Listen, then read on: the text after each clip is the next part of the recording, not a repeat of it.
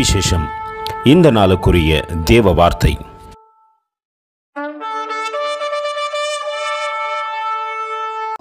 I have written to him the great things of my law, but they were counted as a strange thing.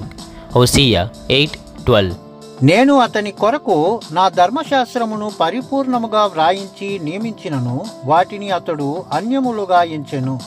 హోషేయ గ్రంథం 8వ అధ్యాయం 12వ వాక్యం.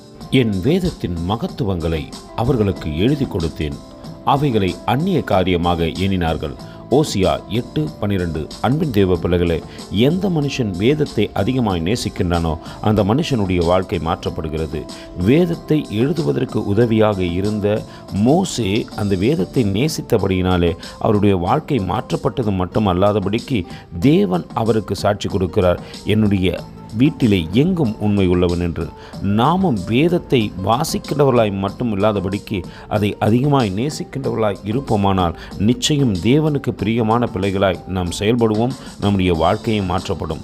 அந்த அன்பின் தேவனுக்கு நேராய் நம்மை தாழ்த்தி தலைமட்டும் ஒப்பு கொடுத்து வேதத்தை நேசிக்க எங்களுக்கு கற்றுக்கொடும் என்று சொல்லுவோமா? கர்த்தர் எங்களை ஆசீர்வதிப்பாராக. ஆமென். எங்களோடு கூட இணைந்து ஊழியம் செய்ய விரும்பினால் இந்த வார்த்தைகளை மற்றவர்களுக்கும் பகிர்ந்து கொடுங்கள். இது ராஜ்யத்தின் சுவிசேஷம். Thank you for watching. God bless you.